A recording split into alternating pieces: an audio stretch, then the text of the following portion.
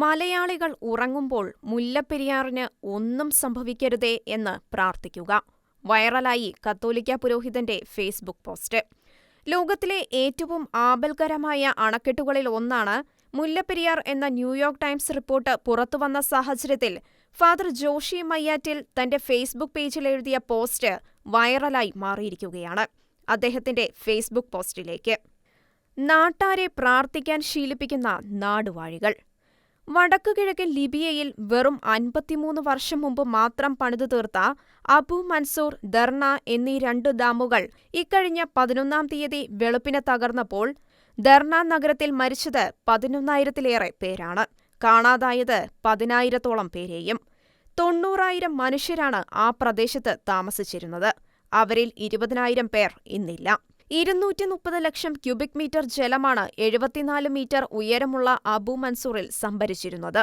പട്ടണത്തിൽ നിന്ന് 14 കിലോമീറ്റർ ദൂരത്താണ് അബു മൻസൂർ സ്ഥിതി ചെയ്തിരുന്നത്. 15 ലക്ഷം ക്യൂബിക് മീറ്റർ ജലം സംഭരിച്ചിരുന്ന ദർന ഡാമോ പട്ടണത്തോട് ചേർന്നു. ലിബിയൻ ദുരന്തത്തിന്റെ വെളിച്ചത്തിൽ 17-ാം തീയതിയിലെ ദ ന്യൂയോർക്ക് ടൈംസ് ദിനപത്രം അടുത്തതായി തകരാൻ സാധ്യതയുള്ള പഴയ ഡാമുകളെക്കുറിച്ചുള്ള വാർത്തയിൽ ഒന്നാമതായി പരാമർശിച്ചിരിക്കുന്നത് 128 വർഷം പഴക്കമുള്ള നമ്മുടെ സ്വന്തം മുല്ലപ്പെരിയാർ ഡാമിനെയാണ്. 365.85 മീറ്റർ നീളവും 53.66 മീറ്റർ ഉയരവുമുള്ള മുല്ലപ്പെരിയാർ ഡാമിൽ നിലവിലുള്ള ജലത്തിന്റെ അളവ് 2,991 ലക്ഷം ക്യൂബിക് മീറ്ററാണ്. അബു മൻസൂറിന്റെ 10 ഇരട്ടി.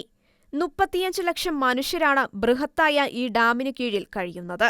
അതായത് മധ്യകേരളത്തിന്റെ നല്ലൊരു പങ്കും അറബിക്കടലിലേക്ക് ഒഴുകിപ്പോകാം. ലക്ഷക്കണക്കിന് മനുഷ്യർ ചത്തുമലരാം എന്നൊക്കെ അർത്ഥം. മുല്ലപ്പെരിയാർ ഡീകമ്മീഷൻ ചെയ്യാൻ ശുപാർശ ചെയ്തുകൊണ്ട് 2008-2011 കാലഘട്ടത്തിൽ റൂർക്കെ IITയും ഡൽഹി IITയും സമർപ്പിച്ച പഠന റിപ്പോർട്ടുകൾ ഇപ്പോഴും ഏതോ ഫയൽ കൂമ്പാരങ്ങൾക്കിടയിൽ ഉറങ്ങുകയാണ്.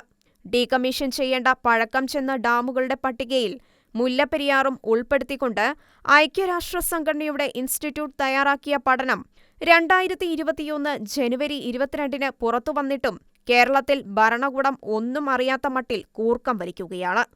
മലയാളികൾക്ക് ഇനി ചെയ്യാനാകുന്നത് തങ്ങൾ ഉറങ്ങുമ്പോൾ ദുരന്തം സംഭവിക്കരുതേ എന്ന് ദൈവത്തോട് പ്രാർത്ഥിക്കുക മാത്രമാണ്.